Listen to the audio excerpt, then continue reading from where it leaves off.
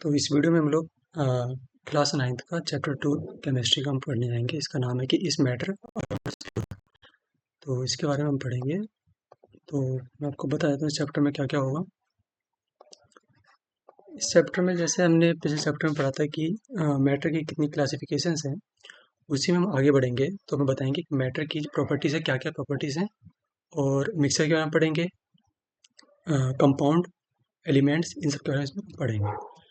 जैसे कि इसमें यहाँ पे लिखा हुआ है कि कौन कौन चीज़ हम यहाँ पे पढ़ने वाले हैं, ठीक है।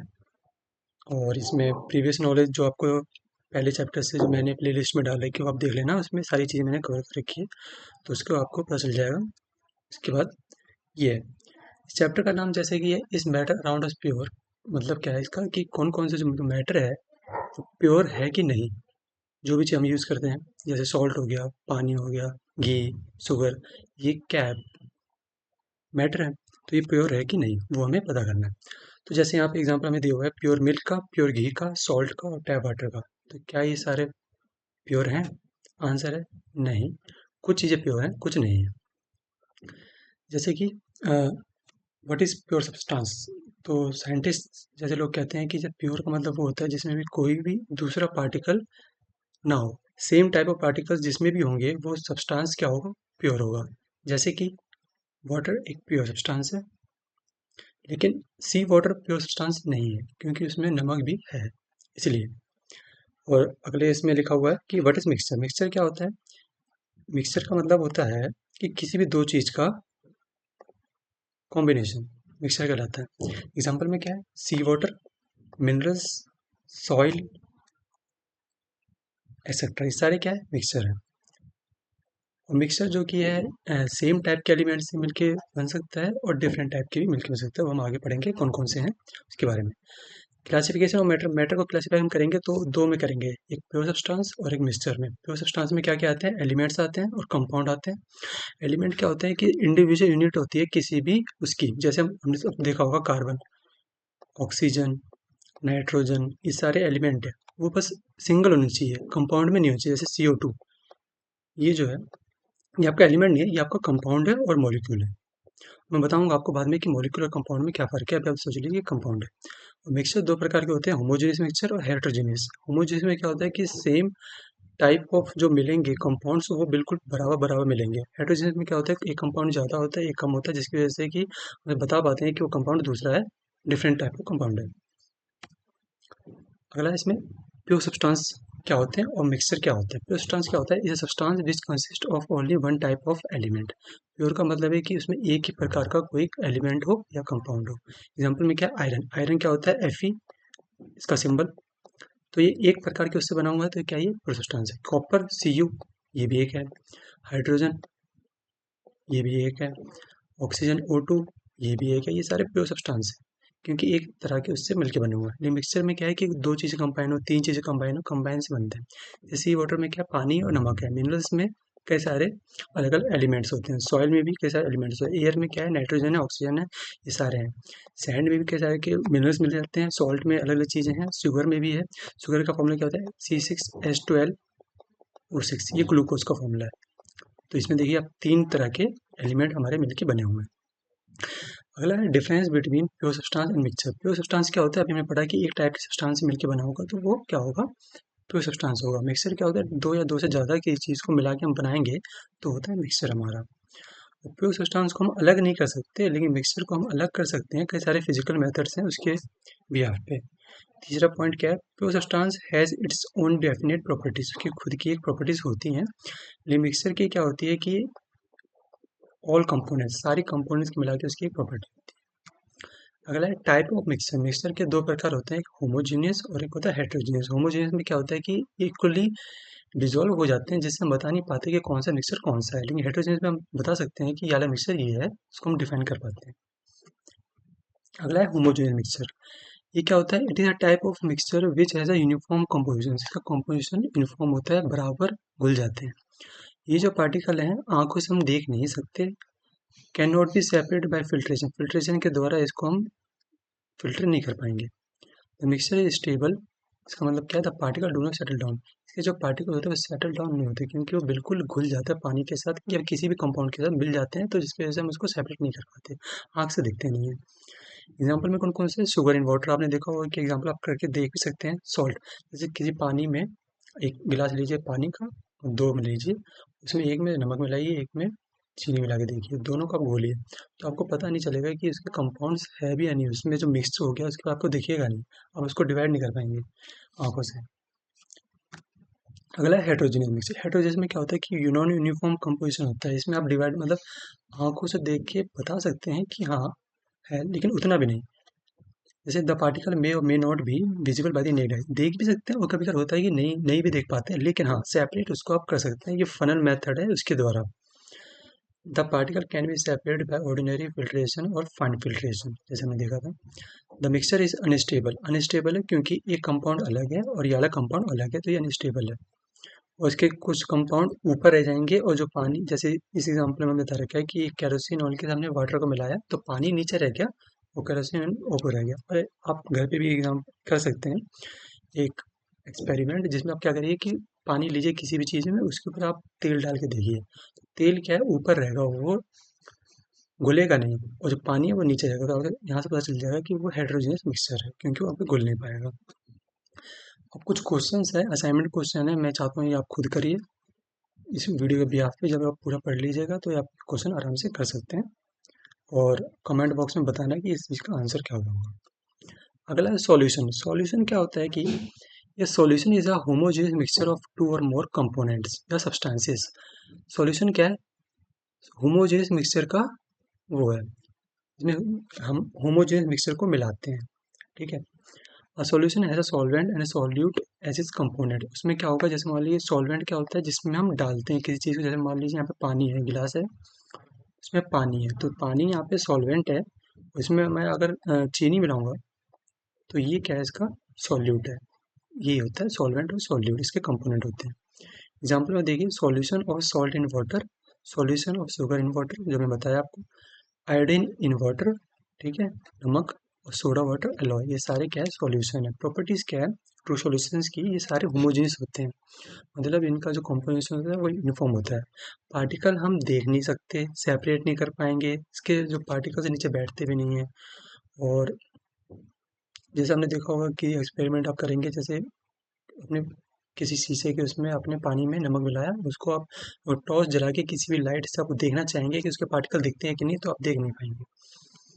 अगला है कॉलॉइड्स। कॉलॉइड्स में ऐसा होता है, कॉलॉइड ऐसा सॉल्यूशन हो जाता है जिसमें कि आप अगर बीम पास करेंगे तो आपको जो पार्टिकल्स है ना वहाँ पे मूव करते हुए दिखेंगे। चलो देख लेते हैं ये होता क्या है। Colloid is a heterogeneous mixture of two और मोर सब्सटेंसेस, दो या दो से ज़्यादा चीज़ों का हेट्रोजेनियस मिक्सचर है। हेट्रोजेनियस मतलब है कि ये बराबर घुलेंगे नहीं। एग्जाम्पल में क्या है, mixture of starch in water, starch को पानी में डालना। Mixture of egg albumin in water, दूध को डालिए, air containing dust and smoke, ये सारी चीज़ें आप डाल के देखेंगे तो किसी भी चीज़ में, तो आपको पता चलेगा कि हेट्रोजेनियस मिक्सचर है। ये क्या होता है कि नेक्ड ऐसे देखेंगे नहीं, आप इसको फिल्टर नहीं कर पाएंगे। तो colloid particles do not settle down, या कोलोइड पार्टिकल्स सेटल डाउन नहीं होते हैं, ये स्टेबल रहते हैं। The particle scatter a beam of light passing it through it and the path of light is visible, यहाँ पर आपको दिख जाएगा कि इसका जो पाथ है विजिबल है, उसमें आपको पार्टिकल्स दिखेंगे। अब ये कुछ कॉलॉइड्स हैं जो कि मिलके बने होते हैं, आपको देखना होगा, ये एनसीईआरटी में आपको दिया हुआ है 2.1। तो इसमें क्या है, एक डिस्पर्सिंग मीडियम होता है और डिस्पर्स्ड फेज होता है। डिस्पर्सिंग मीडियम क्या होता है, जिसमें आप डालते हैं, जैसे यहाँ पे सारे ये डिस्पर्सिंग मीडियम है, तो अगर आप गैस में लिक्विड को डालेंगे तो आपका ये टाइप बनेगा कॉलॉइड का एरोसोल। एग्जाम्पल कौन कौन से, फॉग है, क्लाउड्स है, मिस्ट है, ये आपको याद करने पड़ेगा। अगला डिस्पर्सिंग मीडियम है गैस। गैस में अगर आप सॉलिड डालेंगे तो एरोसोल बनेगा, इसका एग्जाम्पल है स्मोक, ऑटोमोबाइल और एग्जॉस्ट, धुआं। अब अगला है लिक्विड। अगर लिक्विड में आप गैस डालेंगे तो फोम बनता है, सेविंग क्रीम। अगर आप लिक्विड में लिक्विड डालेंगे तो इमल्सन होता है, मिल्क या फेस क्रीम। लिक्विड में अगर सॉलिड डालेंगे तो बनेगा सॉल, जिसको कहते, इसका एग्जाम्पल है मिल्क ऑफ मैग्नीशिया या मड, मिट्टी। अगला है सॉलिड में अगर आप गैस डालेंगे तो बनेगा फोम, एग्जाम्पल है फोम, रबड़, स्पंज और प्यूमिस। अगला एग्जाम्पल ये है जिसमें सॉलिड में लिक्विड डालते हैं तो जेल बनता है। उसका अगला है सॉलिड में सॉलिड डालेंगे तो सॉलिड सोल बनता है, एग्जाम्पल है कलर्ड जेमस्टोन या मिल्की गिलास। ये सारे इसके एग्जाम्पल होगी, आपको याद करने पड़ेंगे। चलते हैं अगले स्लाइड पे। हम देखते हैं सस्पेंशन क्या होता है। आपने अगर देखा हो कभी, आप अगर पानी के अंदर अगर आप मिट्टी डालेंगे, उसको घोलेंगे, तो वो घुलता नहीं है। हाइड्रोजन मिक्सचर तो ये भी है। और फिर ये अंतर कैसे हुआ कोलॉइड और इसमें? तो कोलॉइड्स में क्या होता है कि जो मिक्सचर में है वो मिक्स तो हो जाता है, लेकिन वो सेटल डाउन नहीं होता। लेकिन सस्पेंशन में क्या होता है कि ऐसे कंपाउंड होते हैं, पार्टिकल्स होते हैं, वो नीचे जाके सेटल डाउन हो जाते हैं, पता चल जाता है कि ये हाइड्रोजन मिक्सचर है और ये सस्पेंड पार्टिकल्स हैं। तो ये नेक्ड आई से दिख भी जाते हैं। इसका मतलब क्या है? Suspension is a hydrogen mixture of two और मोर सब्सटेंसेस। ठीक है, एग्जाम्पल आप देखेंगे, suspension of soil in water. मिट्टी को अगर पानी हाँ, मिट्टी को अगर पानी में डालेंगे तो आपको पता चल जाएगा कि ये कोलॉइड्स हैं, जाके नीचे वो बैठ जाते हैं। हाइड्रोजन मिक्सचर होते हैं, आंखों से नहीं दिख पाएंगे। फिल्टर आप इसको आराम से कर सकते हैं, आप देख भी सकते हैं, फिल्टर हो ही जाएंगे। और पार्टिकल जो है इसके नीचे क्यों आते हैं? Due to gravitational force. अगर ग्रेविटी नहीं होती तो ये पार्टिकल नीचे नहीं आते, सीधी सी बात है। और यहाँ पे एक आपको एक्सपेरिमेंट करके दिखा रखा है कि यहाँ पे एक फनल लगा रखा है, यहाँ पे फिल्टर पेपर लगा दिए, और ये पूरा मिक्सचर है किसका? जिसमें मिट्टी और पानी है। तो मैं अगर इसमें डालूंगा तो पानी तो नीचे आ जाएगा फिल्टर होके, और जो मिट्टी है वो यहाँ पे रह जाएगी, तो आपको मिल जाएगी कॉलॉइड्स, सॉरी सस्पेंडेड पार्टिकल्स। अगला है टिंडल इफेक्ट। ये क्या होता है? When a beam of light is passed through a colloidal solution, the colloid particles scatter the beam of light and the path of light become visible। आपने देखा होगा, अगर आप देखें कभी कोई भी सॉल्यूशन, जैसे ब्लड हो गया, दूध, पानी में अगर दूध मिला के आप देखेंगे या उसमें बीम लाइट मतलब बीम पास करवाएंगे, तो आपको दिखेगा कि जो पार्टिकल्स है उसके ना, वो दिखेंगे।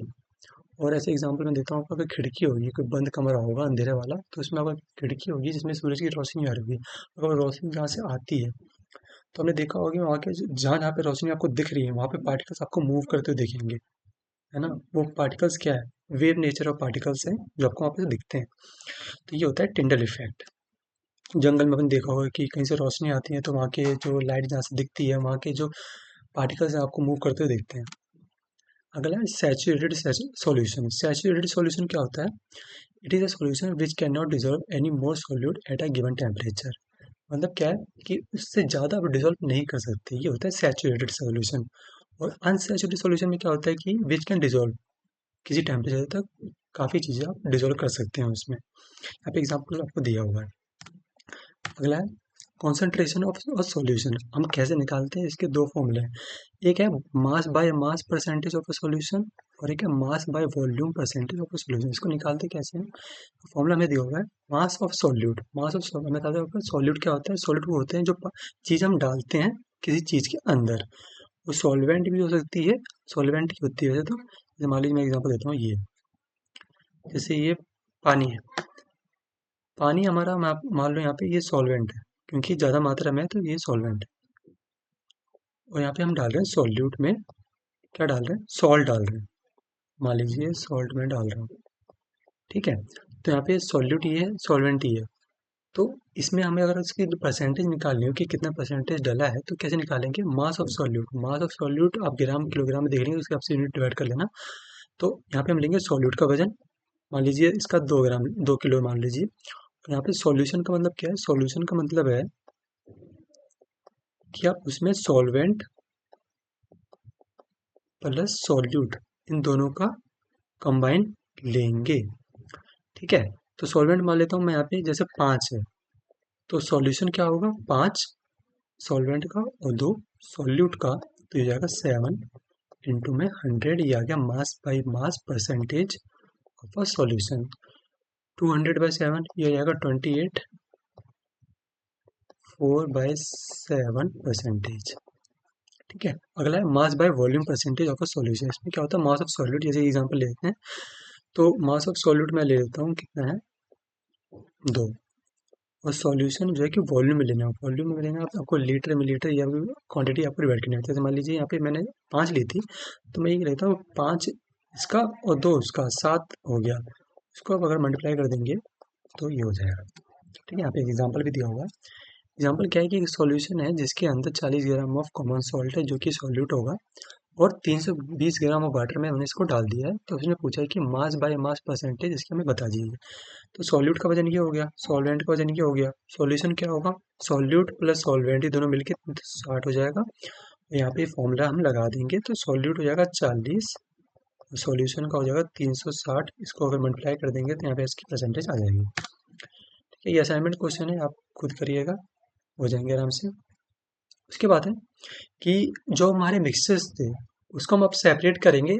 कैसे करेंगे, उसके ना कुछ मेथड्स हैं, जैसे इवापोरेशन एक मेथड है, सेंट्रीफ्यूगेशन है, सेपरेटिंग फनल है, सब्लिमेशन है, क्रोमेटोग्राफी है, simple distillation and fractional distillation. ये सारे मेथड है, फिजिकल मेथड्स हैं, जिसकी वजह से हम उन मिक्सर्स को डिवाइड कर पाते हैं। ठीक है, तो देखते हैं पहला कौन सा। पहला है इवापोरेशन। इसमें आपने अगर देखा होगा, अगर आप मैं ले लूँ एग्जांपल, सी वाटर के एग्जांपल अगर मैं ले लेता हूँ, तो उसमें मेरे को नमक और वो अलग करना होता है। तो क्या करूँगा, अगर मैं पानी डाल दूंगा ये किसी उसमें डाल के और इसको हीट करूँगा, तो जो सॉल्यूट मतलब जो ये सॉल्ट है वो नीचे रह जाएगा, और जो पानी है उसका बॉइलिंग पॉइंट हीट हो जाएगा 100 डिग्री सेल्सियस पे, तो वहाँ से वो उड़ने लग जाएगा और एयर में चला जाएगा। तो यहाँ से ये उड़ जाएगा और हमारा नमक जो है यहाँ पे नीचे सेटल डाउन हो जाएगा। इससे हम कवर कर पाएंगे। अगला है सेंट्रीफ्यूगेशन। सेंट्रीफ्यूगेशन में क्या होता है कि जैसे आपने कभी देखा होगा कि ये दूध को सेपरेट करने में काम आता है।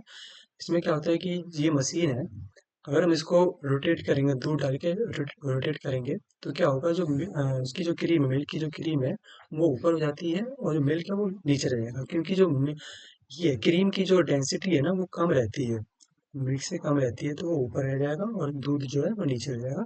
ये सेंट्रीफ्यूगेशन। अगला है यूजिंग सेपरेटिंग फनल। फनल के द्वारा जो मैंने आपको पहले बताया था उसमें कि अगर हमें इसमें मैं केरोसिन के साथ वाटर डाल दूंगा तो वाटर नीचे रह जाएगा, केरोसिन आपका ऊपर रह जाएगा, और वाटर तो यहाँ पे निकल जाएगा, केरोसिन आपका ऊपर रह जाएगा।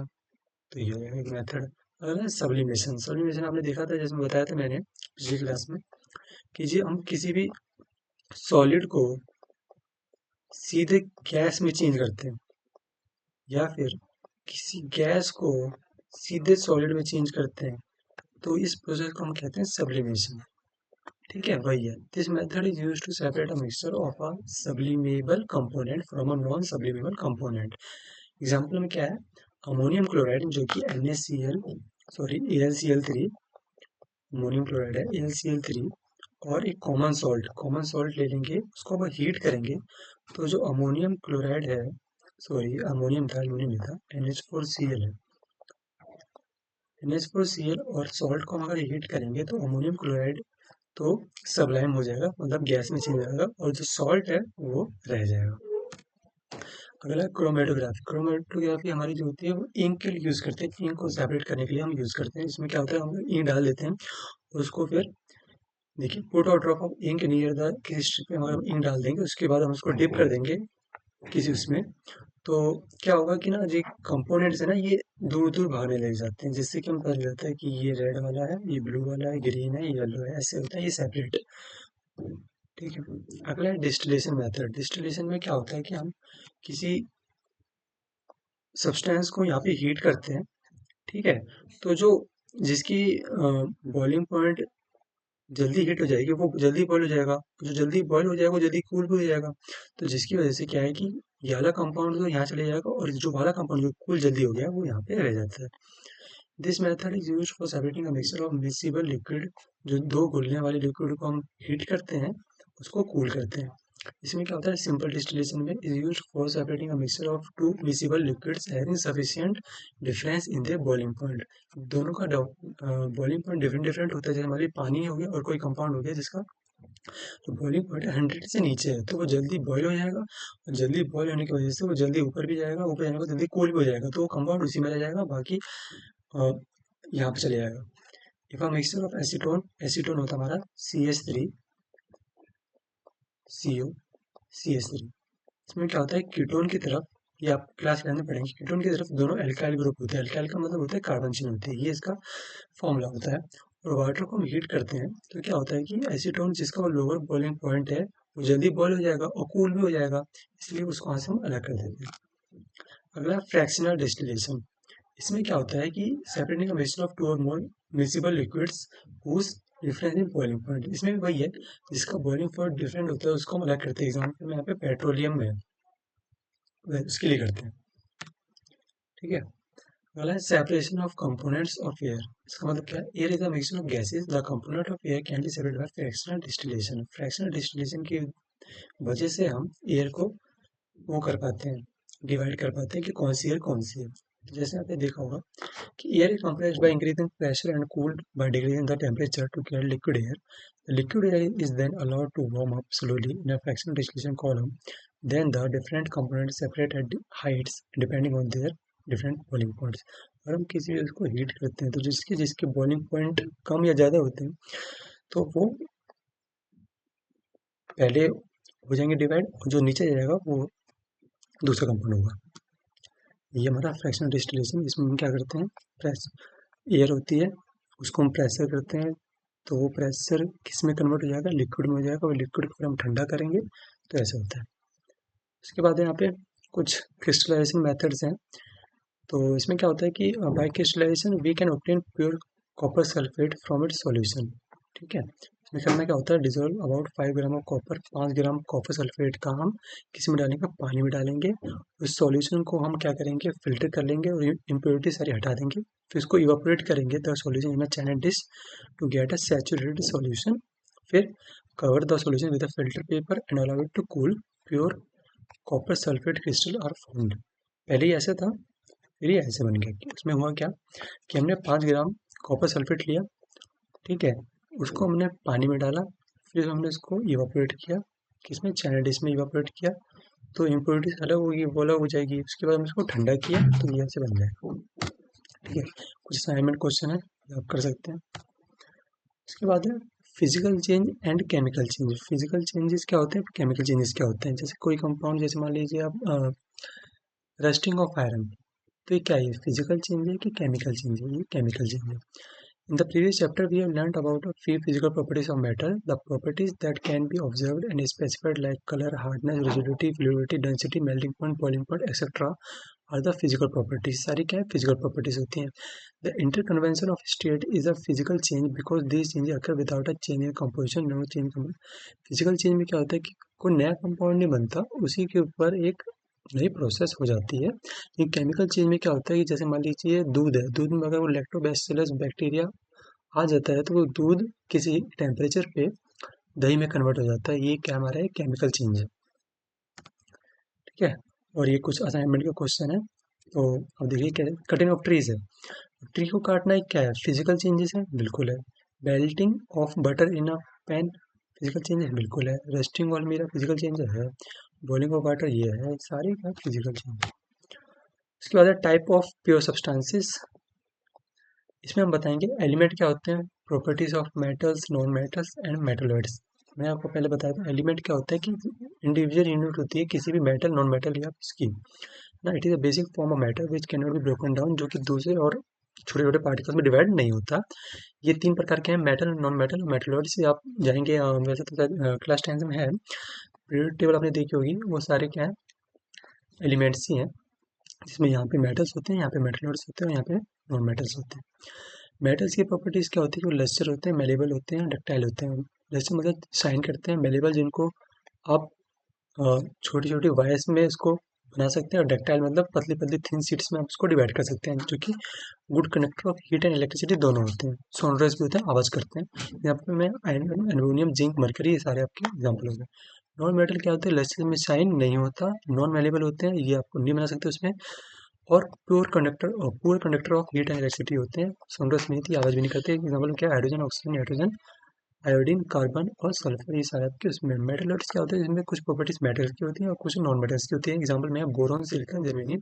यहाँ पे आप देखें टेबल में, तो यहाँ पे एक ऐसी स्ट्रिप बनी होती है। ये सारे जो कंपाउंड होते हैं सारे के मेटलॉइड्स होते हैं, इसमें दोनों की प्रॉपर्टीज होती है। अगला है मिक्सचर और कंपाउंड में फ़र्क क्या होता है। अब मैंने आपको जैसे बताया था कि मॉलिक्यूल और कंपाउंड में क्या होता है, पहले हम देखते हैं मिक्सचर और कंपाउंड में क्या फ़र्क होता है। तो कंपाउंड क्या होता है कि कॉम्बिनेशन होता है दो और मोर एलिमेंट्स का। ठीक है, ये आपको अभी समझ में नहीं आएगा कि क्या होता है, मैं आपको बता देता हूँ। कंपाउंड जो होते हैं ना, कंपाउंड होते हैं हमेशा डिफरेंट टाइप ऑफ एलिमेंट से मिलके बनेंगे। मतलब क्या हुआ इसका, जैसे मान लीजिए कार्बन हो गया, एक डिफरेंट टाइप ऑफ एलिमेंट है, और मैं इसमें ऑक्सीजन का एलिमेंट जोड़ूँ तो ये क्या बनेगा, CO2। तो ये क्या है, कंपाउंड है। तो आप बोलेंगे मॉलिक्यूल क्या है। मॉलिक्यूल क्या होता है कि उसमें सेम और डिफरेंट दोनों आते हैं, लेकिन कंपाउंड में क्या होता है, ओनली डिफरेंट। ये एक सबसे बेस्ट डिफरेंस है कंपाउंड और मॉलिक्यूल का। तो ये है कंपाउंड, ये मॉलिक्यूल भी होंगे, लेकिन मॉलिक्यूल में क्या होता है कि सेम भी हो जाएंगे और अलग भी हो सकते हैं। सेम में कैसे समझने भैया, तो ऑक्सीजन को अगर आप ऑक्सीजन से जोड़ेंगे तो ये बनेगा मॉलिक्यूल O2, ऑक्सीजन, ये एक मॉलिक्यूल है। तो यही है। अब जैसे यहाँ पे मिक्सचर और कंपाउंड के बीच हमें डिफरेंस देखो, हम पहले देख लेते हैं। मिक्सचर क्या होता है, it is compose of two और मोर एलिमेंट और कंपाउंड मिक्स टुगेदर, ठीक है। It is compose of two और more element chemically combined together, बिल्कुल। तो combination of components in a ratio, इसमें रेशियो होता है जो फिक्स्ड रेशियो होता है। It shows the properties of the component, it shows the different property of the component. ये सारा आप पढ़ लीजिए। तो इसमें इतना ही था। अब मैं आपको बता देता हूँ कि कोई एग्जाम्पल मॉलिक्यूल और कंपोनेंट के। जैसे मॉलिक्यूल क्या होता है, हमको बताते हैं मॉलिक्यूल जैसे डिफरेंट। जैसे मान लीजिए ये हो गया कार्बन और ये हो गया ऑक्सीजन, ये आपका मिलके बन रहा है CO2। ये आपका मॉलिक्यूल भी है, कंपाउंड भी है। ये कंपाउंड भी क्या होगा, ओनली डिफरेंट है, ठीक है। C+O2 ये आपके डिफरेंट है। अगर मैं कहूँ कि ऑक्सीजन को ऑक्सीजन से जोड़ना है और O2 बनाना है, तो क्या ये कंपाउंड है? ये कंपाउंड नहीं है, क्योंकि इसमें same type of element use हुआ है, तो ये मॉलिक्यूल है, ठीक है। ऐसी सबसे बेसिक प्रॉपर्टी इसकी यही है। तो इस वीडियो में इतना ही था। हम मिलेंगे अगले चैप्टर में, जो केमिस्ट्री का अगला चैप्टर होगा। तो वीडियो अच्छी लगी तो लाइक करिएगा, सब्सक्राइब करिएगा, चैनल को फॉलो करिए, कमेंट करिए। नीचे आपको कोई डाउट हो तो मैं आपको बताऊंगा। बाकी इसके क्वेश्चन जो है मैं आपको इसमें इसी चैनल पे करवाऊंगा। NCERT के सारे क्वेश्चन आपको इस पर करवाऊंगा। Thank you very much.